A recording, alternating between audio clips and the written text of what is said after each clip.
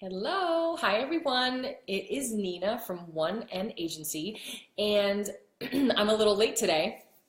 I'm trying to switch things up a little bit. I wanted to come on a little bit later. I know I always do my Facebook Live during the day, but I wanted to wait a little bit longer today too because I'm hoping that I can catch some people on their way out of the salon. Hi Gus. Oh my God, hi Stephanie. How are you? And so I wanted to talk about something different today because, things that are very important in the salon. Hi, Wendy. Hi, guys. Oh my God, my people are here. I'm so glad you guys are tuning in. I wanted to talk about something different today because, yes, we all want to talk about client retention and how to attract new clients and pre-booking rates. And, we want to talk about retail sales and all of that stuff. But I wanted to talk about something that has to do with the salon, obviously, and with being a salon owner and a stylist. But hey, how are you? But I wanted to talk about something that has to do with more of personal growth and things that happen to us along the way, whether we're salon owners or we are stylists behind the chair, and things that happen to it and things that happen to us and how we respond and how we react to it. And so let's talk about a situation with salon owners first. So, salon owners, there's a lot of responsibility in owning a salon. There's a lot, hey Carl, there's a lot of responsibility on being a business owner, period. And my thing was, when you own a salon, you have stylists that work with you that, your business is paying, they're working to pay their kids and their mortgage and their car. And it's a huge responsibility for salon owners because, I took that as personal responsibility for my team. And obviously keeping the doors open is a huge responsibility because you want them to continue to make money and feed their kids and their, their families and pay for their rent and their mortgages and their cars. And hey, Jody, hi, how are you? It's such a huge responsibility to be a business owner, period. And there's going to be highs and there's going to be lows in owning a business. It's with any business. I don't care who you are. And so I wanted to talk about, it's always great when things are going great, it's wonderful, happy, you're positive, your energy's good, nothing can go wrong. And that's great. But unfortunately, that's not life. And with life, there are things that happen. And sometimes as business owners, we hit bumps in the road. And that's the stuff that I want to talk about because it's not what happens to us, it's how we handle it. And a lot of times what happens with salon owners is that we start to work from a very worried space. When we see our numbers decline, when we see that we're tight on cash, when our cash flow is down, when we see that our bottom line is not what it used to be, we're spending more money, our payroll is higher. When we see all of these things, we start to get fearful and we start to get worried. And we start to get in a vicious cycle of how we then operate and run our business. And that energy that you're putting out then spills over to your team, which then spills over to the way that your team is then treating your clients. And so I wanted to talk about how not to work from a worried space when you're a salon owner. And I'm gonna talk about stylists too in a second because I have a story about that as well. And it's very easy to get caught up. It's very easy to get nervous and to be fearful because especially if you've been in business for 6, 7, 8, 9 years and then all of a sudden your business starts to decline, you start to get really worried. What can I do? What did I do wrong? How can I change it? And so what I want you guys to do and what I want you to think about is instead of working from that worried space, because when we work from a worried space, we either A, attract clients that we don't want, or we don't attract any clients at all. So if you're actually worried about making money and bringing in more business and being able to pay your bills, working from that worried space is actually going to do the opposite of bringing in more clients and making you more money and allowing you to pay your bills. So you have to get out of your own mind and not worry. Believe me, I know it's hard. I've been there. I struggled in my business as well years and years ago, because I had ups and downs just like everybody else. And so you have to, obviously it helps when you believe in something bigger than yourself. For me, it was my faith kept me very grounded and humbled, and it helped me get through my rough times. So whatever that is for you, I hope you have that. But I also can tell you that You don't want to work from a worried space or a fearful space, because you're never going to get ahead. You're never going to get what you're asking for, which is to be busier and to grow your business, is actually never going to come.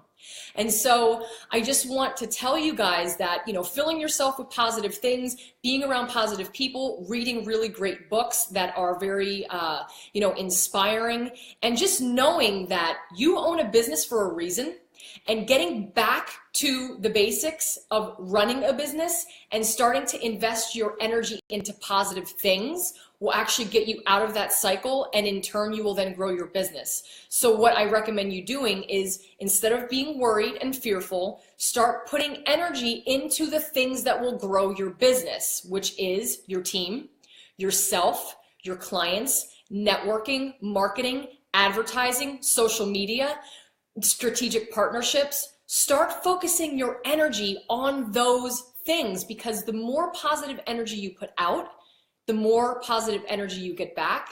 You will attract the right clients. You will have higher retention. You will sell more retail. Your team will be involved in this and they will feel good about it. So don't worry, respond. And so a lot of times what happens as salon owners is we react. We react because we don't know what to do. We have all of these bills to pay, and we have payroll, and we have rent. I just say take a breath and don't react, respond. And the way that you respond is being very positive and putting time and energy into the things that matter, and that is growing your team and growing your business. So that is on the salon owner side.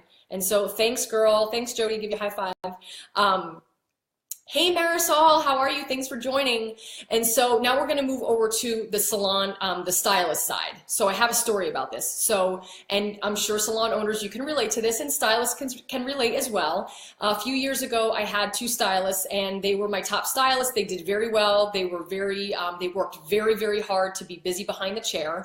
And then life happened. The one girl was getting married. The other girl was having issues at home. This does affect the business behind the chair. And so they just got sidetracked a little bit and started to pay less attention to their business and more attention to the things that were going on outside of their life. We've all been there. And so all of a sudden, everything got better in their life, and they started to notice a decline a little bit in their business. And they came running, it was like all of a sudden, they came running back to my office, and they're like, oh my God, we're not busy and we're losing clients. And they were like freaking out about it. And I'm like, hold on a second. We talked about this, because we did have meetings about this, about how when you start to fall back a little bit, you're not networking as much, you're not doing social media as much, you're not doing your strategic partnerships as much, you're pulling back a little bit on your referral programs, all of that stuff. It affects you, but months later. It doesn't happen all of a sudden. So you start to see the hit a couple months later, right? And I warned them about this. I told them this was going to happen. And so they were panicked. And I turned around and I said, listen, it's fine. Let's respond in a positive way, okay? So let's take action and how to, and listen, they weren't like struggling. They just were used to making a certain amount of money, and they got nervous because they weren't seeing that. So what we did was we set a plan of action, and I said, this is what we're going to do. You're going to go up front, you're going to go through your whole entire list of people that you haven't seen in a while, and you're going to send them a we miss you card. And you're going to do the same. So both stylists, I had them doing this, because now you're putting out the energy of gaining new clients, attracting new business. Even if nobody came from writing the cards, you're still putting that energy out that you're attracting new business, and you are open and you are ready. So they wrote out all their cards, and they got back on their social media, and they were doing it 3 times a day, hitting it hard, went back out, started networking. I said, it's fine. It will recycle itself, and you guys will get busy again, but these are the things that I need you to do. And they were really on board, and they worked really, really hard, and they thrived.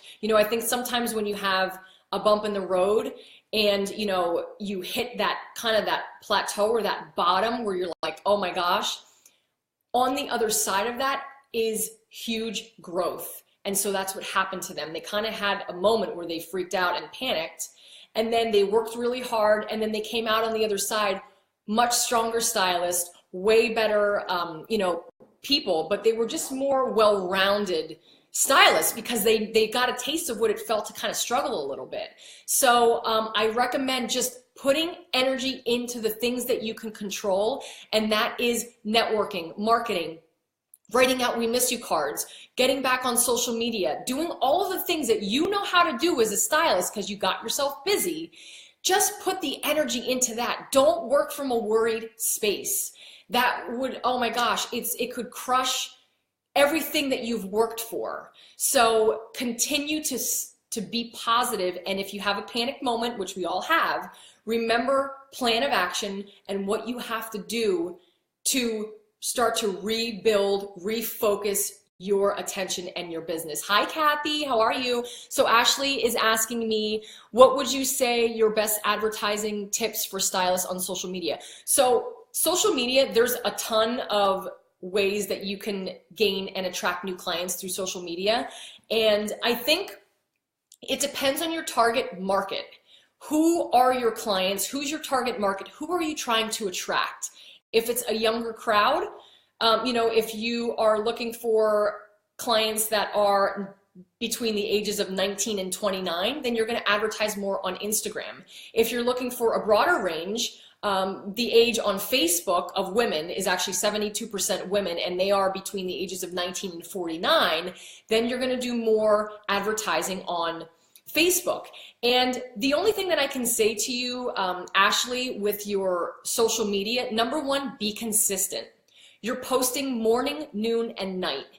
And be mindful of what you're posting because you're going to actually attract a different demographic in the morning than you are at night. And you're also going to attract a different demographic on Instagram than you will on Facebook. So be mindful about what you're posting and think about who you're posting to, and think about they have a problem that you have a solution for. That's what marketing is. So think in terms of what your clients are having problems with and start marketing to them that way. And consistency is the key. You have to do it every day. It doesn't happen overnight that you're all of a sudden, going to get a swoosh of people calling. But if you do it consistently for about 3 months, you will start to notice a difference in the way that people are responding to your work. You want to post your work for sure. Befores and afters are great. You want to educate people on social media. That's another tip is don't just put your work all the time, but really educate people about what you think they want to know. So hopefully that helps you, Ashley. So Stephanie is asking, can you give more detail about the "We Miss You" cards? So yes, great question, Stephanie. So the "We Miss You" cards, they all vary. It depends on if it's a color client that went missing or a haircut client that went missing, but typically, yes, you want to offer them a discount. Hey, we miss you, haven't seen you, hope all is well.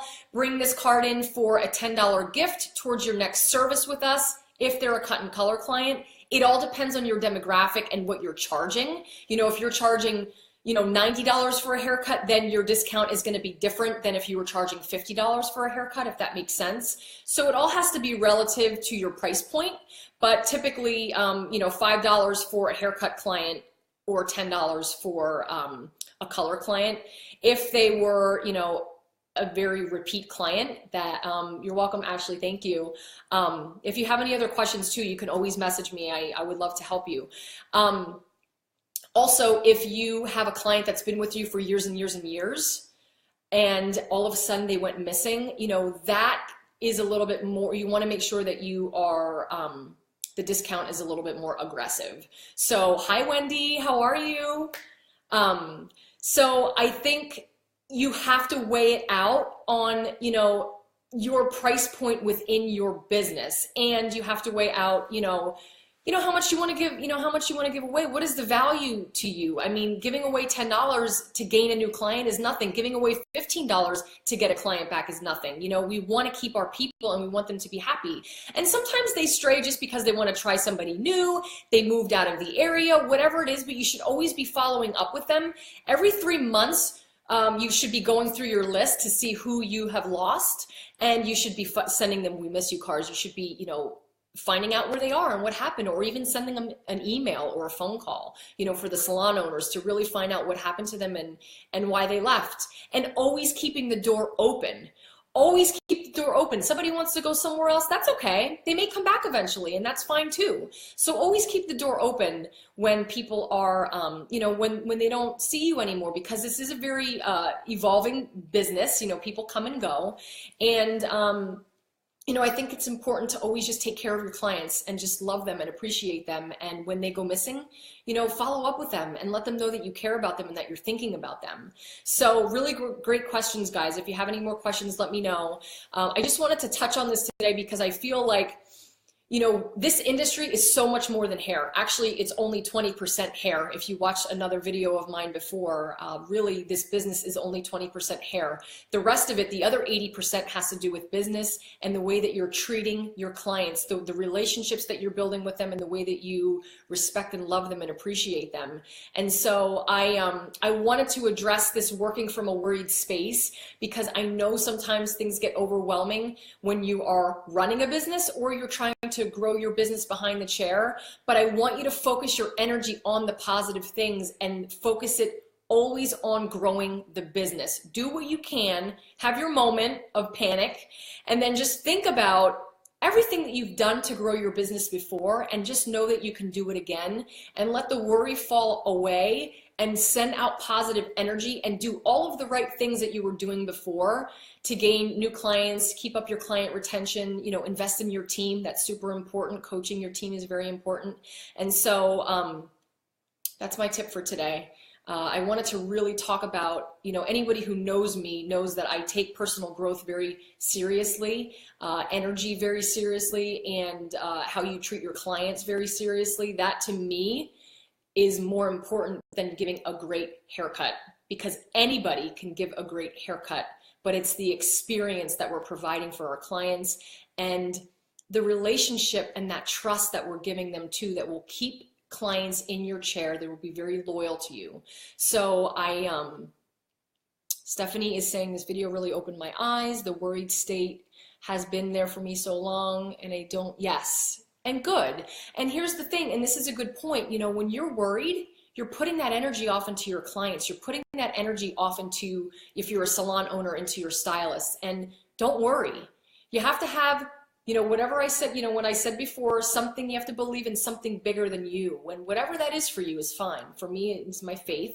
And in my hard times, it kept me grounded and humble, but it let me know that no matter what would happen, I would always be okay. And I always took it back to, this is what happened, and I'm going to respond. I'm not going to react, and I'm going to do everything I can in a positive way to get myself back on track. So, hey Robert, how are you?